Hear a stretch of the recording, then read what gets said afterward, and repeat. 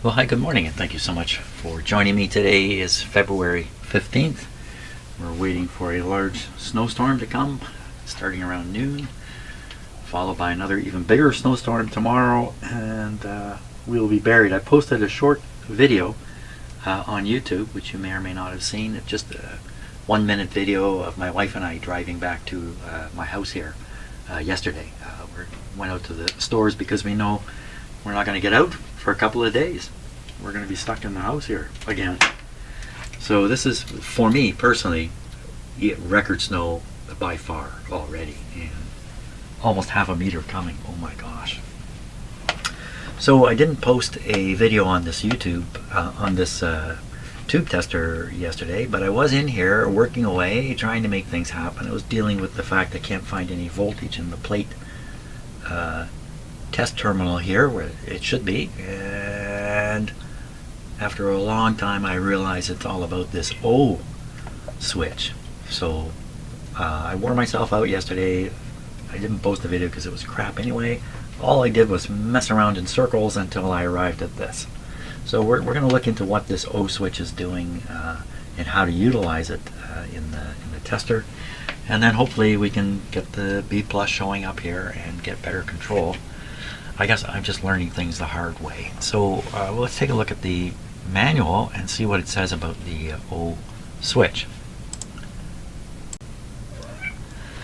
Well, I don't know if I'm any different than anybody, but sometimes I get the wrong idea in my head and it takes a long time to get it out. So I thought this and this are terminals for making tests. So maybe you take a voltmeter and ground to this terminal or whatnot. Now I think I realized that no, that's not the case at all. This is where you plug in the grid cap or the plate cap if one's required for the tube you're testing. That's all this is. So I've been trying to make it do something it can't do. Duh. That's what I did yesterday. So luckily today I think I've now that I say it, it's really obvious, but sometimes you get stuck in I think they call it paradigm thinking. Now, here's Bert on the move here this morning. He's just blowing through. What are you doing there, buddy? What's your plan today? A lot of snow coming. What do you say? You want to go out in the snow? No, this guy and his brother, his identical brother, they're going to be indoor cats for us. Up until now, we've let all of our cats go outside, and in this case, we're not going to do that with these two. They're going to be indoor cats. And okay, I'm distracted already. I like that, but I need to spend time looking at my cat. There's cats. There's no question. I'm so upset these days, and who isn't? Who's not upset? I'm not alone in that. Okay, try to stay focused, and we're gonna do something more with this tube tester. I'm not satisfied with what I think is the case with this situation. So if we look at the schematic here is the test point or plate cap connector, whatever it is. Comes over, there's one for the grid also. Comes over, ties through this switch. I studied this yesterday, and I concluded that this connection here, this thing here is nothing. It occurs on all these. I'm really not sure what it is, but I think it's nothing. So ignore it. So we have a switch here, and you can select a couple things. What are you doing? You're selecting either this wire or you're selecting this wire. If you're selecting this wire, you're doing an EM test, I believe. And if you select this wire, you're doing, you know what? Forget it. I don't believe that. I don't know what I'm talking about. Stop all that and take a look at this. Let's look at the switch. So if you look at the arrangement here, these are all the pin switches. There's 10 of them. And then you can see the lines rising vertically here, carrying plate voltage, screen voltage, whatever it might be that it's carrying, up out of the schmozzle over here. So you could take any one of these and, for instance, flip the switch to, oh my gosh, I just noticed something else. So let's keep going. Switch the switch to, let's say, 1. 1 comes across to this line here. And you can see 1 is the same on every one of these switches. So you, and this is a controlling the oh my god, I don't know what I'm talking about. Yeah, I don't know what I'm talking. So what's going on over here? So all these pins are tied back. These are the tube sockets. Each pin goes to a vertical line. Let's see. Let's try one. One comes out here. One. So this is the one line. The one line. the one line here comes across here. This is the EM or GM test switch, isn't it? Isn't it? I don't even know. Man, you know, I'm probably not going to post this video either. The rate I'm going here. I am not good with switches and wires like this. It just doesn't sink into my head well. So again, we have a feed coming over this way, and this feed over to pin 10. What is going on here? Like, what happened to 11? 10. What happened to 8, 9? 10. How do you get a 10 there? So the dials only have 9 positions, 0 to 8. They're all the same. All 10 of them. 0 to 8. How about 1 to 7 with the 12 and 10 thrown in for fun? Okay, so 10 is coming across and connecting to the ring. So 10 is what's going out through this guy and then on over to here. So this is, you know, it did mention something about stopping oscillations or something. Suppressor. Here, over here. Parasitic suppressor. Is that what these are? No, I don't think so. 4. PS. Parasitic suppressor. Note. It's just a note. I wrote here. So 4. Parasitic suppressor. PS. Do we see PS over here anywhere? This is PS. PS. PS. PS. Yes. So that's what this is. This is a parasitic suppressor. Now we'd have to sit and think, what the heck are they actually talking about there? I mean, suppressor is easy, but parasitic. Parasitic. Okay, so I guess the idea is here you're selecting either EM or GM on this switch. Are you? Oh, I don't know that that's true. I don't know what's going on. I still don't know what's going on. So if we assume these vertical lines have the various supply voltages, and then you're selecting which supply voltage goes to which pin with these selectors. And then this is heading off to the pin, the tube socket pin. And it's working its way through here. Coming over.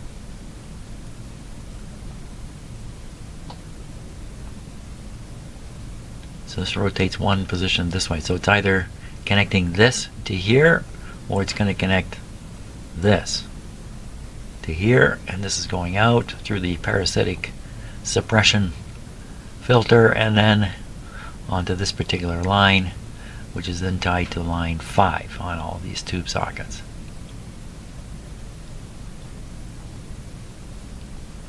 So if we follow this one on that basis, then we have the outgoing line. It goes through the EM GM selector switch and the parasitic suppression, but then it just goes out to here. It doesn't go anywhere else.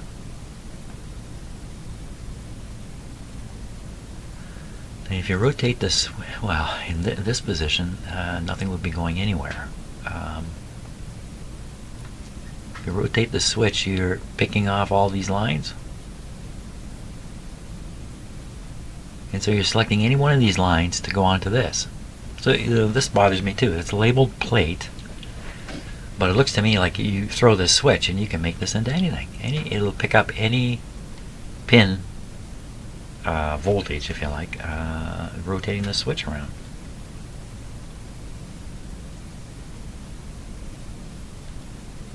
The switch has a numbered position, 8. It has 9 positions. Did I say 8 before? It's 9 positions. So the 1 to 7, 8, 9. Did they pictorially draw this differently so it stood out? Is that what they did? This is actually sitting right up here. It's not down here. Doesn't really matter, does it? Because it's a because it's 9. It's 9. Okay, that's probably the case. This is not shown the way it actually is. Well, it could be actually. How can you turn this past these posts? You can't. There is no neutral position for this switch. These switches are always engaged unless zero. Unless zero. Is there any position that's not hooked up to a wire? They're all hooked up. They're all coming across. They're all tying onto these vertical lines.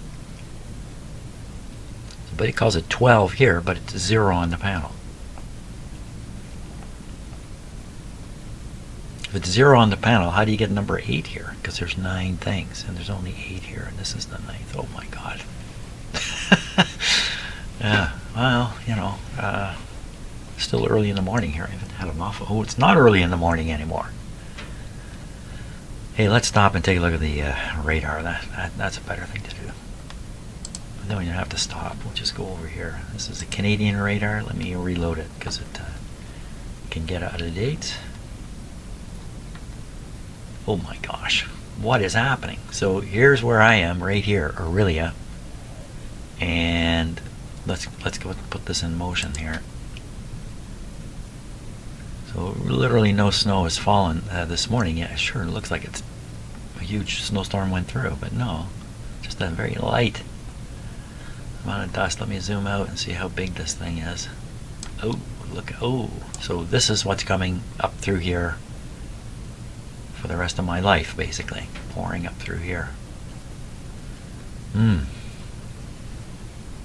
Well, maybe it is snowing outside. I can't see outside from here. Okay, well, that doesn't make me feel much better, really, but we're having an exciting winter here. The tube tester has some unusual capabilities, and one of them is to make a current measurement using a plate current, with a plate current.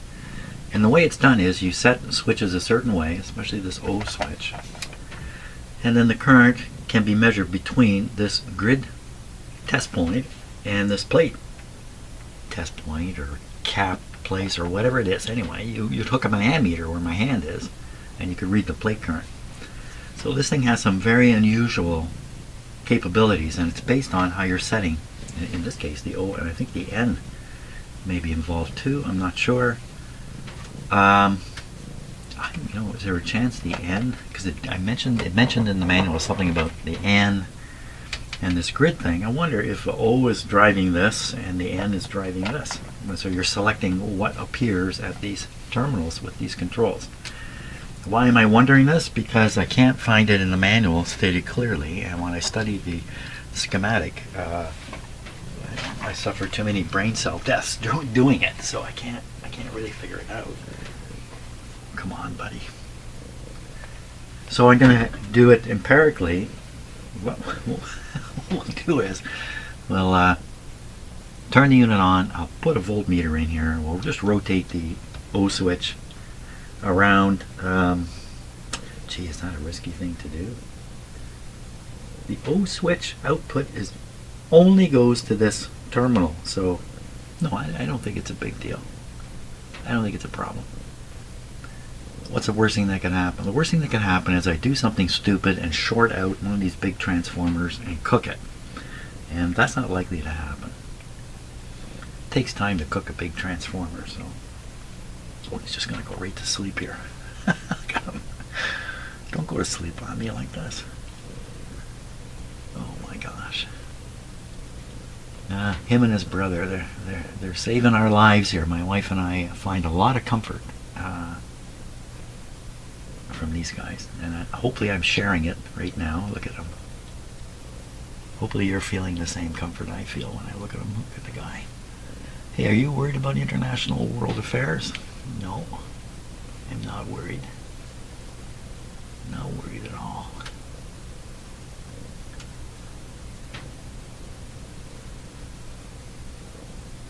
Oh, he's just too nice to look at. Yeah. Okay. Now, maybe what I'll do is I'm going to go have a seat with this guy for a while, and then we'll pursue the what does the O switch do anyway. Okay, let's explore this thing more empirically. Test. There. This is all set for this tube, so I'm just going to power it up. Here we go. Okay, let's just give it the full supply. 115 volts on the unit.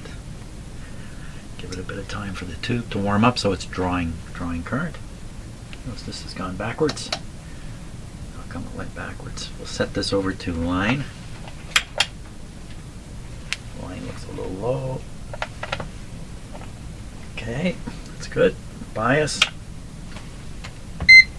Bias is supposed to be 5, not for testing this tube properly, but for doing a calibration thing. So I'm going to leave it at 5.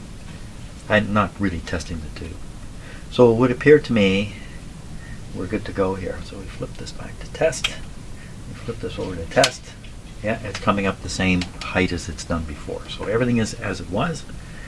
Now, what voltage is in this plate thing? Nothing. Nothing. This is set to 0. What voltage is actually on the plate? Again, I should be using my scope, but let's stay with the voltmeter. It was 100 and something the last time. So the plate on this tube is 5 and 1. Pins 5 and pins 1. So remembering I'm counting backwards, this is 1. There's the plate voltage, 150. And we won't bother testing the other terminal. It's going to be the same. Okay. Now, so we got 150 here. I think throwing this switch to position number 1 will put that 150 volts here. But before I do that, I'm just going to take a peek at the schematic here. Well, you know what? I don't know that it's position 1. Let's just see what happens. Okay, so I'm going to put this in here. We're going to flip this switch and just watch the voltmeter. Minus 6.3. Well, that would sound like a grid voltage. I can vary the bias. Let's see if it varies. Yeah. So that's interesting because 6.1 here, this over here was saying 5. So this is probably a more accurate way. So 1 looks like grid. Number 2, nothing. 3, so 138. That's not the same. Let's just see. It's not the same as the plate. 150. Exactly why that is, we don't know. Let's see if some other voltages show up. There's the 150. So this is probably screen, and this tube doesn't have a screen in it, but it doesn't matter. The voltage is still supplied. So that'd be plate. This would be who knows, and who knows, and who knows, and maybe nothing.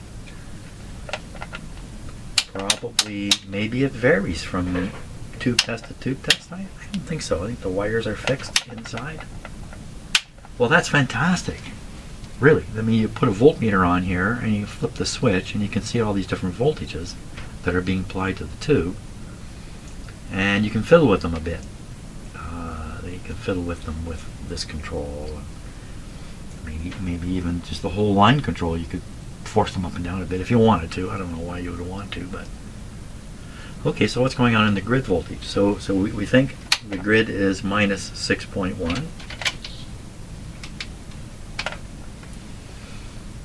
Nothing at all. Why would that be? Why would it be nothing at all? Because we're set. Put this to 0. Well, I can rotate this around. This is just a voltmeter. It's not going to do anything. So we'll go around. And no, this switch is focused here. This is also set to 0. This will put voltages onto the pins of the tube, I'm pretty sure. The grid voltage is coming right out of the wiring. It's not, come to think of it, it's not running through a switch, come to think of it. I've got the schematic over here, don't I? Do I have it? Did some cat take my schematic? Here it is. Is this the right one? Yeah, this is it. So if we look at the plate, see, the plate is coming through all this stuff, and then ultimately coming either from this line or from this line. If you look at the grid, it's done differently. It just goes right down to the grid line, which hops all the way to here, which then follows this line. Oh my god, 3 in, 4 in. Yeah, I'm not gonna be able to. And what's this going on here? This is there's 2 more switches down here. Oh my god, there's too many switches in these things. Couldn't they make them just with one big switch? Go. Okay, so we don't know what's going on here. Won't worry about it for now, but very interesting. I also read briefly, I'll have to read this again, how to use this noise system, and I got thoroughly confused. It's saying connect the radio's antenna to here and the ground to here. What? I wonder if what you're doing then is the static discharges that will be occurring in a failing tube, that you're trying to detect the noise in a failing tube, that noise is actually radio noise, and you're just using a radio to pick it up. If that's the case, can you put a tube on test and just take a transistor radio and hold it up next to it to see if it's noisy? Huh. Never thought of that. Well, okay, so I think at this point I can stop this whole process of trying to figure out O and figure out this, because I think I've figured it out. And it's fantastic. It's going to be very helpful. So I got to figure out what to do next. The primary problem we face in life all the time, never ending, all day long, is what should I do next? Coffee. Okay, my conclusion here, and it could be wrong, is that this plate terminal should be called the multi-use terminal, the O switch multi-use terminal, and this one should be called the grid, just like it is, because that's all it is. Is this where you plug in the caps? Oh, I think so. Sure, because not only is it bringing up, like for instance, plate voltage, you could use the plate voltage in the plate cap and stick it on a tube. Sure. So it's kind of a secondary function that you can put a voltmeter in here or oscilloscope. And this thing does describe how to use it to do characteristic curves. We should take a look at that. At one time I actually had a transistor curve tracer. It must have weighed 100 pounds. It had probably 50 vacuum tubes in it. It's kind of weird. Curve tracer for transistors with a big Tektronix machine. I don't have it anymore, but I don't think you could apply it to a tube, but you know, maybe. Anyway, let's take a look at the instructions here on how to use this thing as a curve tracer. Would that be the right word?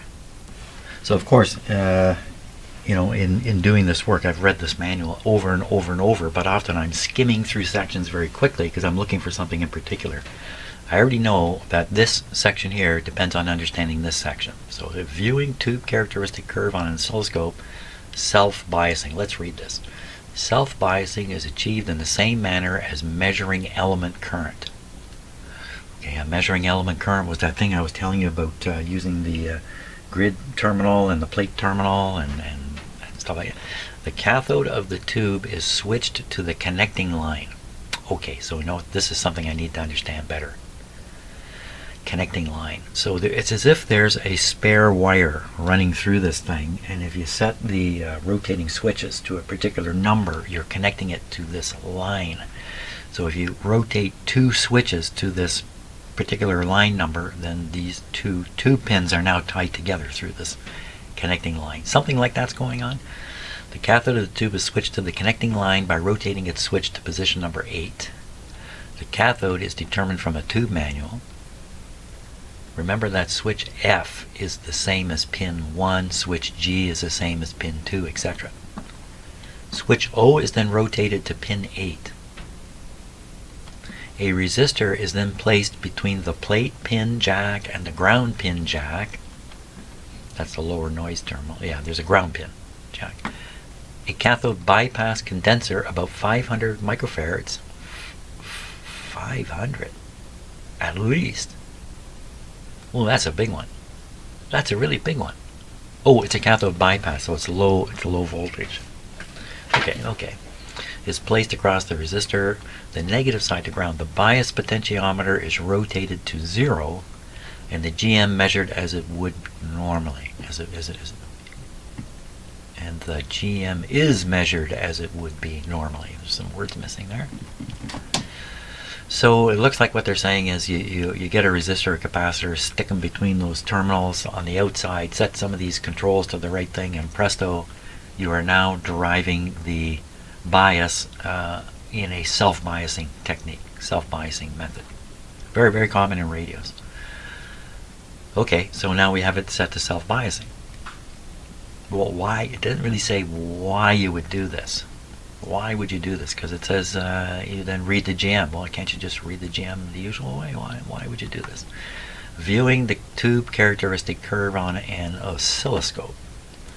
The simplest way of observing the characteristic curve is to set up a tube for self-bias as described above, except that the resistor used is of a very low value, usually less than 100 ohms, and no bypass condenser is used.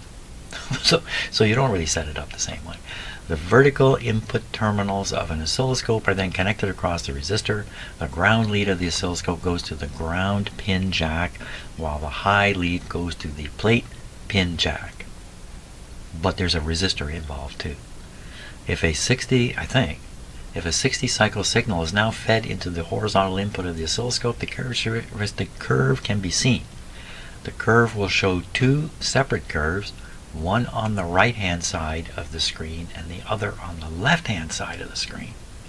Really? One curve will be higher than the other due to the fact that a grid signal is present. On one side it will be in phase, and on the other side it will be out of phase. If some of the plate voltage is fed into the horizontal input of the oscilloscope instead of a 60 cycle signal, this will present both patterns on the same side. The plate voltage may be obtained by rotating switch N to position number 4. Look at this. Oh, this connects plate voltage to the grid pin jack. N to position 4 puts plate voltage on the grid pin jack. This voltage is now fed to the horizontal input. Varying the grid bias potential will change the shape of the characteristic curve. The amount of grid signal may be changed by changing the setting of the plate shunt switch. The amount of grid signal may be changed by changing the setting of the plate shunt switch. The signal voltage is progressively reduced as the GM value increases. More signal is used for the 3K than the 30K. Approximately 1/10 of the signal is on the grid when the 30K range is used. Oh my gosh. Wow, I think this paragraph should be like 5 times the size. Wow, there's a lot there to kind of get a grip on. But anyway, I wanted to read it because it just gives me some notion of what they're talking about. And I discovered this thing about plate on the grid. If you stick N to, what was it, 3? N to 4? Put N on 4 and the plate voltage shows up.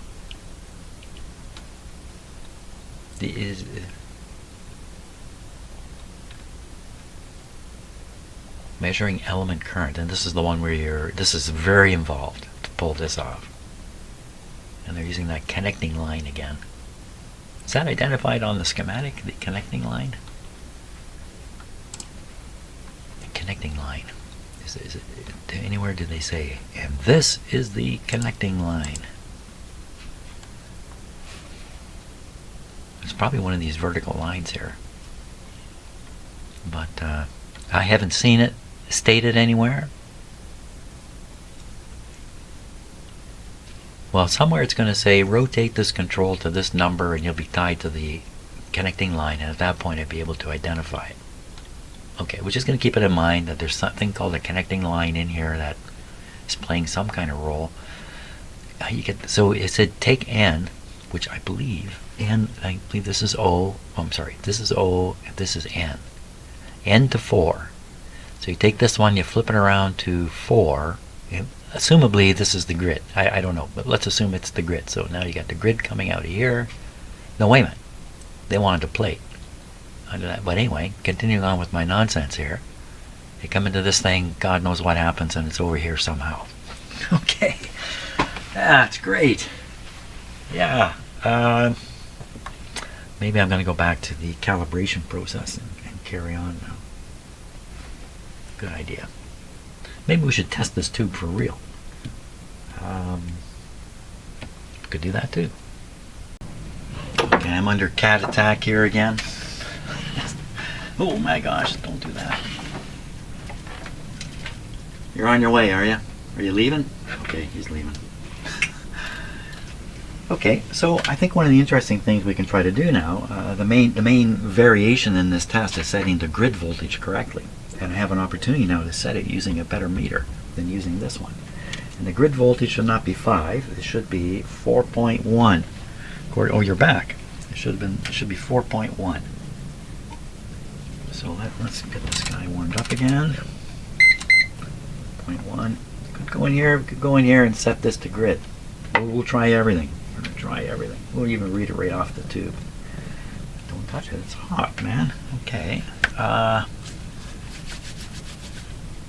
Everything's set except the grid bias. Okay, so to set the grid bias, we put this on bias, and we'll set this according. Now the meter's upside down. This is really not good for it, but 4.1 on the bias scale. Just give me a moment here. I'm sorry, I'm right in front of the camera. I want to get this as accurate as I can on the meter. There we go. Okay, so the grid is set to 4.1. Is it really? The grid on this tube is pin 6. Pin 6, I think, is this one. Wow, that's way off. And what's in here? Nothing. What's in here? Nothing. Until I do this. 5.23 negative. Which pin was that again? Pin 6. 523. 523. It's exactly the same. Okay, so we can set the grid voltage much better using this. So we will set it. It's supposed to be 4.1. I think what I would want to do in the long run, and I don't know how I would do this in my house, is have this set up somewhere permanently with external meters connected to it and everything ready to go for all the tests, including even using the scope and all that kind of stuff. How I could enable that here, I don't know.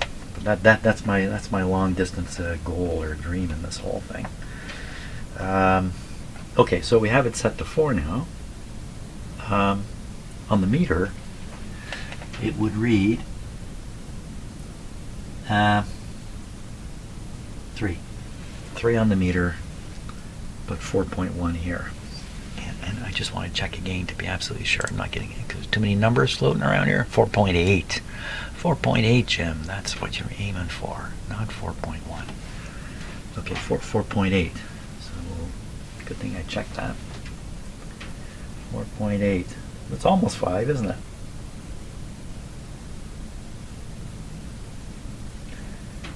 .8. Okay, that's, how accurate you have to be, really. 4.8. So now we're going to be ready. Let's put it on test here. Oh. Put this on test. Now we're going to run the test.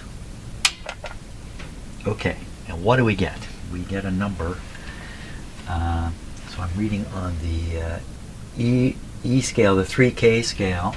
On the 3K scale, this thing comes up 1.6. 1600. 1600. So what does this thing say the GM is supposed to be here? Again, the GM is not a single number. It depends how you operate the tube.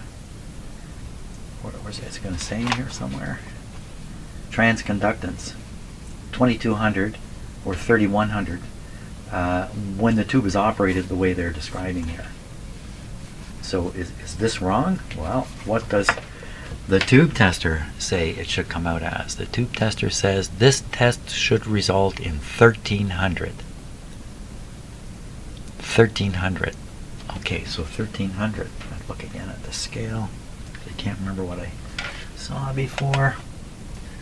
So this would be 1300 is the reject point, and this is coming in at 1600.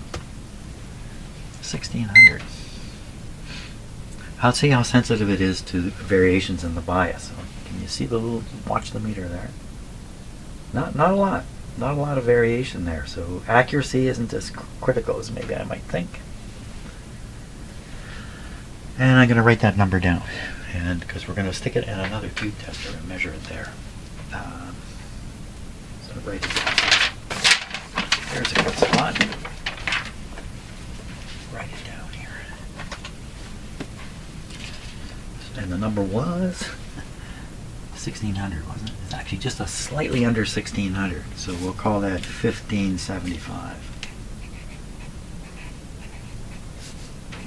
GM. And this is a 6C4. And the book said 2200 when operated the way they're operating it. So the next thing we're going to do, we're going to stick it in another tester and attempt to measure the GM according to that tester. And we'll see what happens there. Just put this in. Put that there. Good. Okay. Shut this off for now. And coffee break time, of course. Okay, let's try this one here. So this guy's already set up because the last time I tested a 6C4 in it. So again, this guy is going to report a GM. This is a transconductance tester. The GM here is 20 on here 2200. There's that number again. That's matching in the tube manual. That would be a brand new tube, 2200. When it gets down to 1385, it's time to throw it away. The other tube tester said it was 1575. The GM is 1575. So we'll see what this one says. Okay, tubes are being warmed up. Do a short check. Of course, there's no shorts. Push the button. Read the meter. So here we're on the 3000 scale. 3000 scale. 15, 1650. So this is reading 1650. That's pretty close to 1575, I would say. 1650. Let me write it here. 1650. Let's just keep going because this is the precise. And this is the 966. Let's do another. Let's do it in another tube tester. That'll measure the GM, and we'll see what it says. Meanwhile, if you can hear some noise, that's my cats. What are you guys doing? Playing games in there. They are. Okay, here we go in another mutual conductance tube checker. Tube. I've already set this up. So let's just double check while it's warming up. Signal level 2. Bias is set to 20H. That's my meter signing off. 307 GP. Oh, that doesn't seem what I set it. 3076 P. That's a 6. I gotta look more closely at that. Give me my magnifier. Here it is.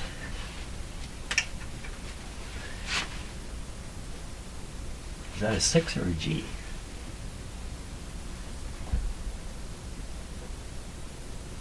That is a 6. Okay, so let's do them again now.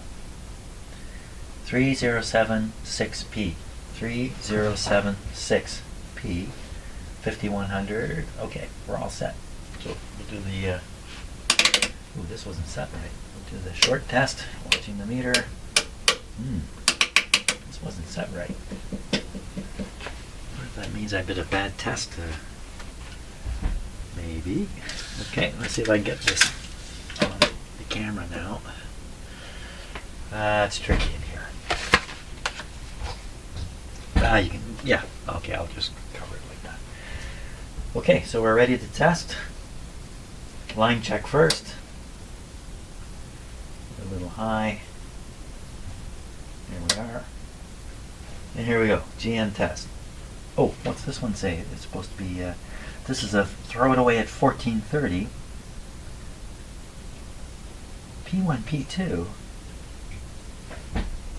I don't get that. Oh, you know what? There's probably two terminals, two pins tied to the plate. There's only one plate. Okay, here we go. GN test. Okay, so reading that scale, it's just under 1500. That would be 14, just about exactly 1400. And we'll check again on the bias sensitivity here. Quite a bit of sensitivity this time. If the bias is a little off, the reading will be quite different. But once again, it is definitely 1400. Okay, and how does that compare to our other stuff? Hey, what are you doing down there? You suddenly become very, very short. The other test results, here they are. What did I say that was? 1400 on the money. 1400. So the three test results are 1575, 1650, and 1400 in the Weston. And the Weston's reject point for this tube is 1430. So it's almost ready to reject. In this tube tester, the reject point is, I don't know what it is now. I put it away. I can't remember what it was. In this one, 1575. In the, I think I can get it quickly here. Just bear with me a second. Yeah, 6C4 reject point 1300. So if you said okay, 1300 and it's that much higher, 15. And in this one, the lower one, it was 1430. I forgot the numbers already. How do you like that? I can't juggle. 1300. That's quite a bit of clearance here. If it's 1300 to reject, and you got 275 above it, and this one's 1400, and the reject is 1430. This tube's being rejected by this tube tester.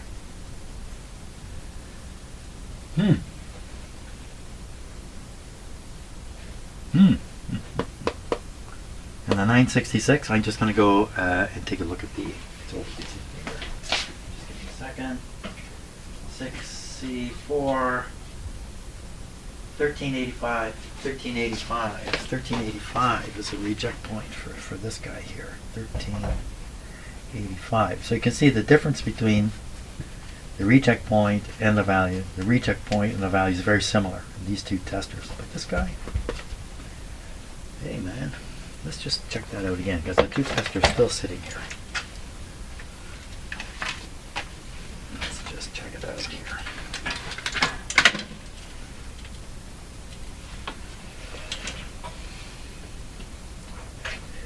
So we can fiddle with this a little bit too and see what difference it makes. And grid bias 20. Okay, we'll hit the test switch. 1500 falling to 1400. Okay, sensitivity again of a bias, quite a bit of sensitivity there. And over here, the meter sensitivity, a lot there. So what this means is, if the calibration of the unit's out a little bit, the setting's not quite on the money, or whatever it is, in this tester it's making a big difference in the reading. So I don't know what the other one's not so sensitive. Or you could set them up a little bit wrong and still get a valid reading.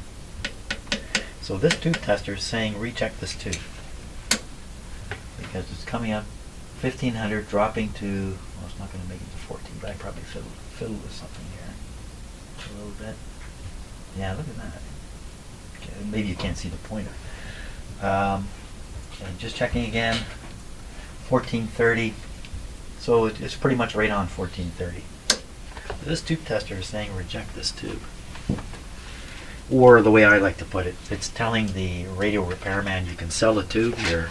You can sell a tube, man. Sell that tube. Because that's where the money is. Actually, the money is in service. Okay, that's it for now. Maybe that's it for today, in fact. I'm not sure. That's it for now, though. So I think I'm going to call it quits here today. Tomorrow I'll get back to the calibration procedure. I have to, don't have to, but the fact is a couple of years ago I went through this machine and I performed the calibration process. So chances are it's not that far out of calibration anyway, but it would be, I want to have good feelings about this. Today's work actually gave me a really good feeling about this, even though it hasn't been calibrated 100% yet. Assuming it's okay from the last calibration, it's giving a GM reading which is very comparable to my highly trustworthy 966 tube tester.